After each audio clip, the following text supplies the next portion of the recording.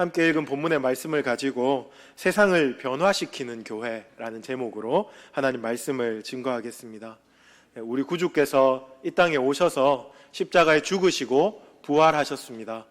부활하시고 이 땅에 잠시 계시다가 승천하셨는데요, 승천하시기 전에 매우 중요한 말씀을 그 제자들, 사도들에게 남기셨습니다. 그 말씀이 사도행전 1장 8절 말씀인데요, 자막이 준비되어 있습니다. 우리 화면을 보시면서 우리 한 목소리로 한번 읽어보시겠습니다. 시작. 오직 성령이 너희에게 임하시면 너희가 권능을 받고 예루살렘과 온 유대와 사마리아와 땅 끝까지 이르러 내 증인이 되리라 하시니라. 아멘. 아주 중요한 말씀이죠. 오직 성령이 너희에게 임하시면 이라는 이 말씀을 사도들은 믿고 성령님을 기다렸습니다.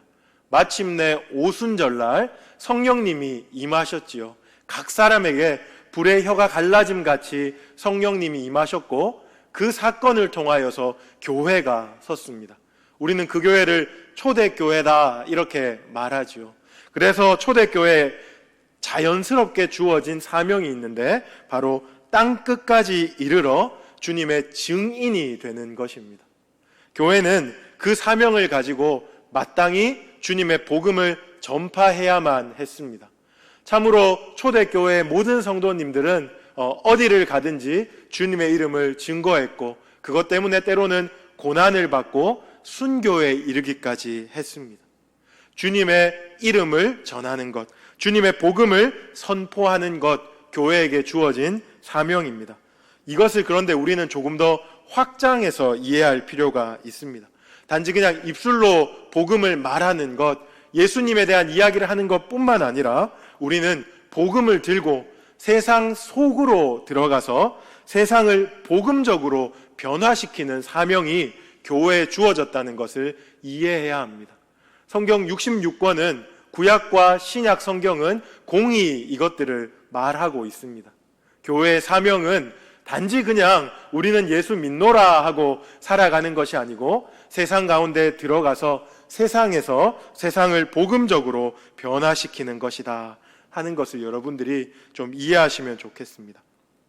그래서 교회는 단순히 세상에 있는 여러 집단 중에 하나가 아닙니다. 여러 단체 중에 하나가 아닙니다. 우리가 마지막에 세 번째로 찬양한 것처럼 주의 교회는 이 땅에 뭐라고요? 희망. 교회는 하나님께서 이 땅을 위해서, 이 땅을 세우시기 위하여, 이 땅을 새롭게 변화시키기 위해서 세우신 유일무이한 기관이다라는 것을 우리가 기억해야 하겠습니다. 교회사를 살펴보면 초대교회 때부터 지금까지 교회는 교회의 사명을 분명하게 이해하고 있었습니다. 첫 번째로 주의 복음을 전파하는 것, 주의 복음을 전도하는 이 사명을 분명하게 이해하고 있었고요. 또 다른 하나, 세상에 들어가서 세상을 변화시키는 이러한 사명에 대해서도 구체적으로 이해하고 있습니다. 그런데 이 두 가지 사명에 대한 이해가 공히 존재하고 있었는데, 첫 번째, 복음을 전하는 것, 이것에 대해서는 이견이 없었습니다. 그런데 교회가 세상을 어떻게 섬겨야 하는가, 이 방식에 대해서는 두 가지의 다른 견해가 있었습니다. 잘 따라오고 계시죠? 그렇죠? 교회가 세상을 어떻게 섬겨야 하는가, 교회가 세상을 어떻게 대해야 하는가에 대해서는 두 가지의 다른 이견이 있었습니다. 교회사적으로 제가 좀 접근을 하는 건데요, 첫 번째 이해는요, 로마 가톨릭 교회의 이해입니다. 로마 가톨릭 교회의 이해. 그리고 또 두 번째 이해는 종교개혁자들의 이해입니다. 그렇다면 우리는 뭐가 더 옳겠다 하는 것을 금세 캐치를 할 수 있죠. 그렇죠? 로마 가톨릭이 세상과 교회를 이해했던 방식, 그리고 종교개혁자, 우리 믿음의 선배들이 세상과 교회를 이해했던 방식은 조금 다릅니다. 오늘 제가 그 이야기들을 여러분께 드리면서 우리는 과연 세상을 어떻게 이해하고 또 세상을 어떤 방식으로 섬겨야 하는지에 대해서 한번 나눌까 합니다. 오늘 강의가 교회에 대한 마지막 강의거든요. 다음 주부터는 저희가 다른 또 주제를 가지고 오후 예배 설교를 할 겁니다. 그래서 마지막이니까 여러분 처음과 마지막이 중요하잖아요. 그렇죠? 한번 집중해서 들어보실 수 있으면 좋겠습니다. 로마 가톨릭이 중세 시대 그리고 초대교회 지난 이후에 이 로마 가톨릭이 흘러왔던 세상을 이해하는 방식은 교회가 세상을 다스려야 한다 이렇게 이해했습니다. 조금 더 과하게 말하면 교회가 세상을 지배해야 한다 이렇게 이해했습니다. 이것은 로마 가톨릭이 가지고 있는 세계관 때문에 그렇습니다. 세계관. 어떤 세계관을 가지고 있냐 하면요, 여기서부터 조금 어렵습니다. 로마 가톨릭은 자연과 은혜를 이분법적으로 나누어서 이해하는 그런 이원론적인 세계관을 가지고 있었습니다. 요 말에 대해서 제가 설명을 좀 해드릴게요. 하나님이 세상을 창조하셨죠. 그렇죠? 창조하실 때 7일 동안 완전하게 창조하셨어요. 완전하게 창조하셨는데 인간이 죄를 지음으로 말미암아 사람만 부패한 것이 아니고 온 우주 만물이 부패하고 타락했습니다. 이것이 우리가 성경을 이해하는 방식입니다. 그래서 거기서 전적 부패, 전적 타락, 전적 무능력이라는 말이 나왔습니다. 죄 때문에 온 우주가, 인간을 포함한 온 우주가 다 망가져 버린 거죠. 이렇게 우리는 이해하는데 로마 가톨릭은 조금 다르게 이해합니다. 로마 가톨릭은 어떻게 이해하냐면 하나님이 천지를 아름답게 완전하게 창조하셨다. 그런데 죄로 말미암아서 이 완전하게 창조하신 자연에서 하나님의 초월적인 은혜를 거두어 가버리셨다. 이렇게 이해하는 거예요. 차이가 뭔지 아시겠어요? 자연은 아직까지 썩 괜찮은 상태로 존재하고 있습니다. 그런데 하나님의 그 초월적인 은혜만 싹 가져가신 거예요. 이렇게 이해하면 우리가 이 말이 굉장히 합리적이고 또한 우리 가운데 되게 이렇게 알아듣기 쉽게 이해가 됩니다. 왜냐하면 이렇게 여러분 생각해 보십시오. 불신자인데 하나님 믿지 않는데 하나님이 그에게 막 지혜를 부어주시지도 않는데 그 누구도 그를 위해서 기도하지도 않는데 노벨상 받고 과학적으로 굉장히 탁월하고 예술적으로 문화적으로 막 선두에 나가는 사람들 볼 때 어떻게 저럴 수 있지? 세상은 완전히 망가졌다고 했는데 전적으로 타락하고 부패했다고 했는데 우리 이성도 완전히 망가졌다고 했는데 어떻게 저럴 수 있지라는 생각을 우리가 할 수 있을지도 모르겠습니다. 로마 가톨릭이 이런 것을 설명하는 겁니다. 하나님이 세상을 아주 완벽하게 창조하셨는데 인간이 죄를 지으로 말미암아서 이 세상이 완전히 망가진 게 아니고 하나님의 이 초월적인 은혜만 싹 걷어가 버렸으니까 세상은 여전히 조금 소망도 있고 선함도 있고 가능성도 있고 잠재력도 있는 상황으로 남아있다. 이렇게 로마 가톨릭이 세상을 이해하는 겁니다.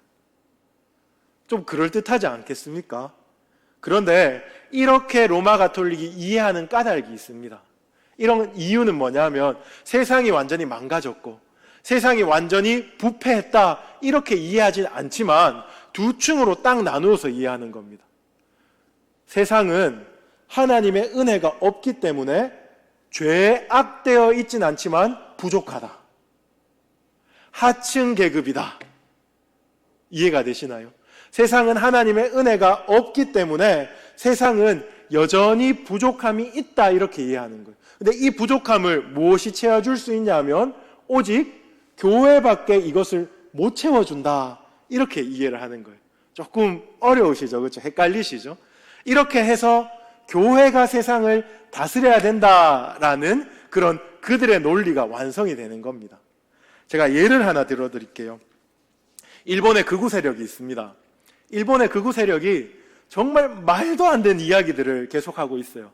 무슨 얘기냐 하면 우리가 조선을 식민지 지배했던 것은 조선에 있어서 선물이다. 지금 대한민국이 그렇게 발전할 수 있었던 이유는 우리가 철도도 놔주고 우리가 길도 닦아주고 우리가 물자도 공급해주고 학교도 세워주고 병원도 세워줬기 때문에 그렇다. 그러므로 우리가 조선을 식민지 지배한 것은 조선에게 있어서는 특혜요 선물이다. 그런데 지금 너희들이 정신대 문제 아니면 사과 문제 이런 걸로 거들먹거리는 것은 그건 도를 지나치는 것이다. 이렇게 말해요. 여러분 어떻습니까? 잘못된 접근이죠. 아, 그래, 맞아. 일본한테 식민지 지배를 당했을 때 그것 때문에 우리가 이렇게 발전했지. 이렇게 생각하는 사람을 우리는 뭐라고 부릅니까? 친일파라고 부릅니다. 그건 아니에요. 그것은 그들의 식민지 지배를 정당화하는 논리입니다. 왜요? 가장 중요한 걸 빼앗아 갔잖아요. 자유를 빼앗아 갔었습니다. 우리 마음대로 아무것도 못하게 하는데 그들의 논리는 너희들은 무지하니까, 너희들은 미개하니까, 너희들은 부족하니까 우리가 도와줬다. 이렇게 말하는 거예요. 대항해 시대라는 시대가 있었습니다. 저 유럽이 그리고 미국이 그런 배를 몰고 와서 뭐 아시아나 아니면 저쪽에 남미나 이런 데를 다 지배해 버렸어요. 그러면서 똑같은 논리를 펼쳤습니다. 너희들은 미개하니까, 부족하니까, 의료적으로 위생이 안 좋은데 우리가 가서 병원 세워줄게, 학교 세워줄게, 이런 식으로 그들의 지배 논리를 정당화했습니다. 조금 과하게 말하면 로마 가톨릭이 말하는 교회가 세상을 지배한다, 교회가 세상을 통치한다는 개념이 이런 개념입니다. 세상은 부족하니까, 세상에는 하나님 은혜가 없는 채로 그냥 미개한 채로, 부족한 채로, 불완전한 채로 남아있으니까 교회가 지배해야 된다, 이런 식으로 생각을 하는 겁니다. 세상보다 교회가 높은 자리에 앉아 있는 거죠. 그리고 국왕보다 교황이 높은 자리에 앉아 있는 겁니다. 그렇게 되니까 어떤 일이 일어났습니까? 우리에게 중세라는 암흑기의 역사가 일어난 겁니다. 교회가 세상을 지배하니 참 좋겠다, 이렇게 생각하시는 분들 있을지도 모르겠습니다. 착한 교회가 선한 의도로 악한 세상을 지배하면 좋은 결론이 나오지 않을까라고 희망적으로 생각하시는 분들이 있을 것입니다. 그런데 여기서 지배는 힘과 권력으로 억누르는 그런 계층 구조를 말하는 거거든요. 중세 사회가 꼭 그랬습니다. 교회가요, 정치, 사회, 문화 모든 것을 선도했었습니다. 교회가 모든 것을 다스렸습니다. 컨트롤했습니다. 한 사람이 태어났습니다. 죽을 때까지, 요람에서 무덤까지 교회가 모든 것을 간섭하고 모든 것을 개입했습니다. 그랬더니 어떤 일이 일어났나요? 아, 참 좋았겠다, 이러면 좋았겠지만 일생을 말씀을 가까이 하지 못하고 미신과 무지에 얽매여서 살았던 그 사람들이 중세의 신자라는 사람들입니다. 왜요? 교회의 사제가, 교회의 교황이 너네들은 부족하니까, 너네들은 미개하니까 성경을 해석할 능력이 없어 하고 성경을 안 줬거든요. 그래서 사제들을 통해서 그리고 또 교회를 통해서 듣는 그 성경만이 전부였어요.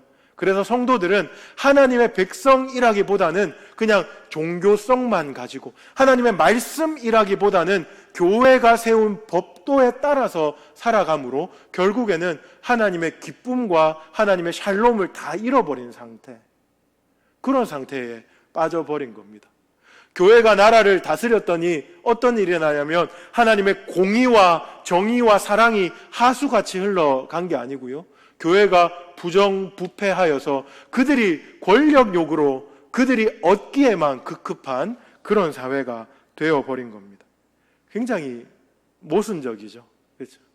교회가 지배하면 좋을 것 같은데 그렇지 않았다는 겁니다. 왜 그랬을까요? 교회가, 선한 교회가 선한 의도로 악한 세상을 지배하는 것이 왜 문제였을까요? 하나님이 왜 중세를 그렇게 내어버려 두시는 것처럼 그렇게 두셨을까요? 그것은 이 지배라는 방식이 성경적인 방식이 아니기 때문에 그렇습니다.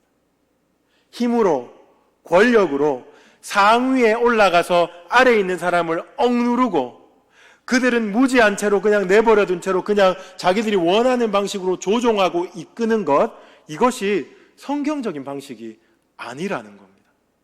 그럼 성경적인 방식은 무엇이겠습니까? 종교개혁자들이 그래서 과연 그러면 세상과 교회 사이에 성경적인 방식은 무엇인가, 그것을 고민했는데 결론적으로 오늘 우리가 함께 읽었던 이 말씀에서 저는 성경적인 방식을 여러분들에게 설명해 드릴 수 있겠습니다.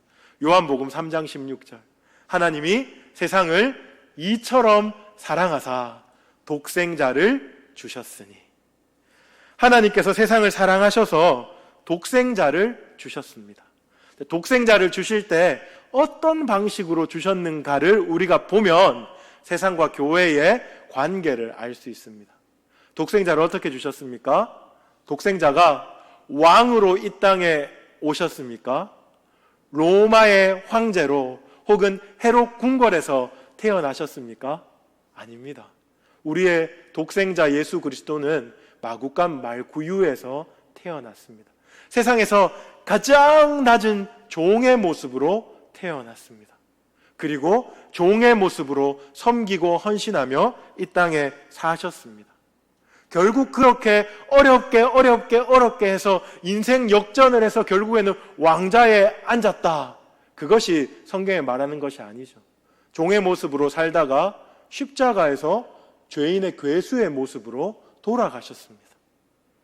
이것이 성경이 말하는 방식, 하나님 사랑의 방식입니다. 왕으로서 통치하고 군림하고 다스리고 참검으로 위협하고 힘으로 억압하고 짓누르는 방식이 아니고 종으로 십자가로 섬기는 방식, 이것이 성경적인 방식입니다. 이 성경적인 방식을 온전히 이해했던 종교개혁자들은 이제 로마 가톨릭의 이원론적인 방식에서 벗어나 버렸습니다.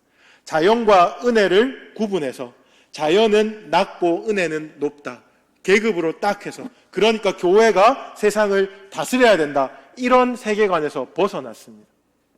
어떤 세계관을 가지고 있었냐면요, 저를 한번 따라해 보십시다. 창조와 재창조, 시작. 아주 중요한 세계관입니다. 창조와 재창조라는 세계관을 가졌습니다. 이것을 설명해 드릴게요. 우리가 너무 잘 아는 세계관이에요. 뭐냐면 하나님이 세상을 창조하셨습니다. 창조하실 때 하나님은 감탄사를 연발하셨습니다. 보시기에 좋았더라, 보시기에 좋았더라, 보시기에 좋았더라. 세상을 가장 아름답게 창조하셨습니다. 그런데 인간의 죄 때문에 인간이 타락할 뿐만 아니라 온 우주 만물이 함께 타락해 버렸습니다. 로마서에서 이렇게 말하죠. 인간의 타락 때문에 온 우주 만물이 함께 탄식한다, 이렇게 말합니다. 함께 타락해 버렸습니다. 그런데 우리 구주 예수님 이 땅에 오셔서 그분의 십자가로 회복하시는 겁니다. 회복하시는 것.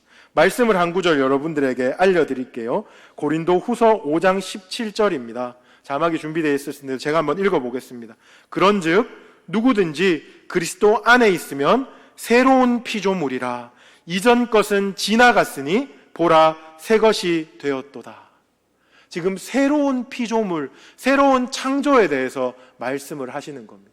우리 구주 예수님 이 땅에 오셔서 새 창조를 하셨다 하는 것이 종교개혁자들의, 그리고 우리가 서 있는 장로교의 신학의 핵심입니다.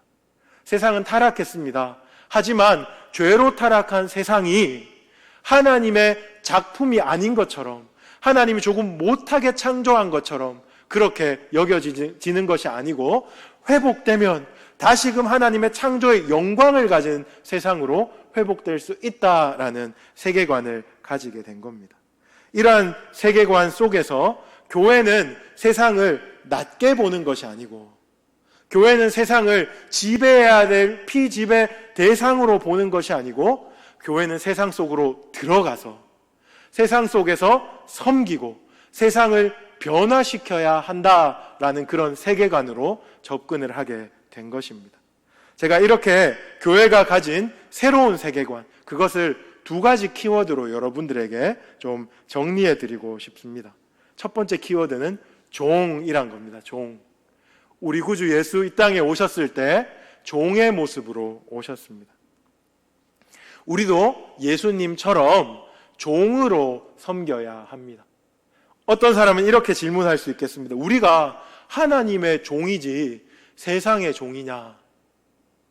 예수 그리스도가 종으로 섬기셨기 때문에 우리도 종으로서 이웃과 세상을 섬기는 것이 마땅합니다. 이런 이야기에는 이견이 없습니다. 그러므로 우리가 힘으로 세상을 억누르려고 한다거나 우리가 집단화하여 세력을 가지고 세상을 다스리고 통치하려고 하는 것은 비성경적인 사고입니다. 선한 교회가 선한 의도를 가지고 악한 세상을 지배해도 된다는 논리는 성경적인 논리가 아닙니다. 섬겨야 하고 종처럼 인격적으로 사랑하는 관계로 세상을 대해야 한다는 것을 우리가 기억했으면 좋겠습니다. 그래서 교회는 높이 올라가려고 하지 말고 낮아지려고 해야 합니다. 가장 억울하고 가장 더러운 자리, 그런 자리에서 교회가 있어줘야 합니다. 우스갯소리로 이런 얘기를 합니다. 지금 2,000명이 넘는 그런 코로나 확진자 이런 상황 속에서 죄송합니다. 제가 좀 정부를 좀 비판하는 이야기일 수도 있는데요. 좀 교회가 많이 좀 확진자가 나와줘야 교회가 총알바지가 돼가지고 정부도 좀 교회 탓하고 그렇게 우리 방역이 잘못되지 않았다 이런 얘기들 할 수 있을 텐데 이렇게 우스갯소리를 합니다. 굉장히 씁쓸한 현실이잖아요. 근데 한편으론 그런 생각도 합니다. 그래, 교회가 아니면 누가 이런 역할을 하겠어. 좀 억울하고 짜증나고 좀 답답하지만 그래, 이 전 국민이 아파하고 힘들어하는 시국에 교회가 아니면 누가 이렇게 욕바지, 총알바지 이런 거 하겠어. 그래도 교회는 소망이 있잖아. 이런 마음을 한 번씩 그래도 가지게 되는 것 같습니다. 가장 더러운 자리에, 가장 억울한 자리에, 가장 불편한 자리에 교회가 좀 달려갈 수 있으면 좋겠다 생각합니다. 우리 교회를 아름답게 만드는 것도 참 중요하지만 이웃을 섬기는 것, 우리 교회가 그리고 우리나라가 단단하게 서는 것 좋지만 선교지에서 아직까지 복음을 몰라서 정말 죽어가고 있는 자들 섬기는 일, 그런 일들 교회가 감당해야 하겠습니다. 그리고 교회가 말씀을 가르칠 때 그러한 성도들 참 많이 좀 길러냈으면 좋겠습니다. 참된 삶, 영원한 삶의 가치를 잘 알고 그냥 나 하나 건사하고 내 가정 행복한 그런 작은 세상에 살아가는 것이 아니고 하나님 나라가 어떤 것인지 이해하고 넓은 세상으로 나아가는 그런 이해를 가지고 또한 그런 접근을 가진 성도들 좀 많이 길러냈으면 좋겠습니다. 제가 자랐던 공동체, 그리고 제가 서울에 있을 때 함께 교제했던 공동체에는 참으로 그런 성도들이 많았습니다.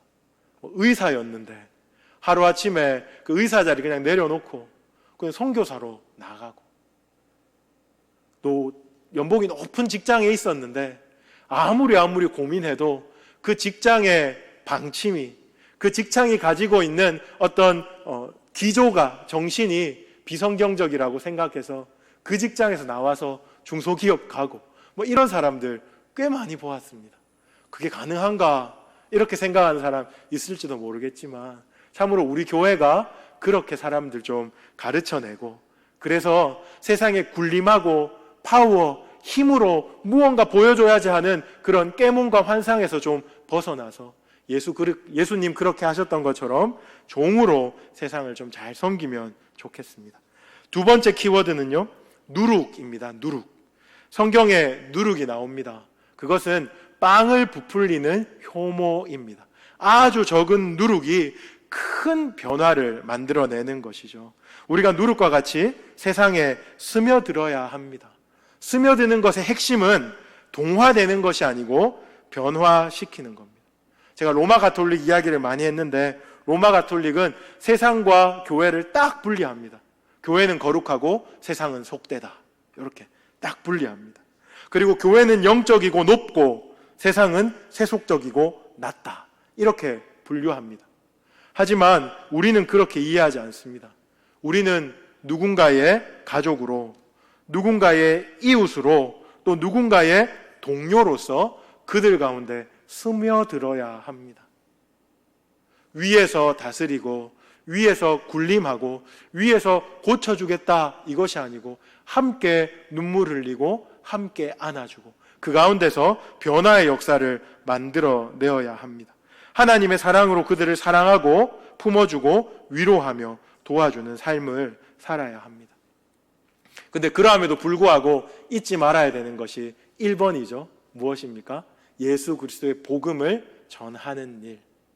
그냥 좋은 이웃이 되는 것에서 머무르면 그것은 우리의 기독교인으로서 그리스도인으로서의 정체성을 잃어버리는 겁니다.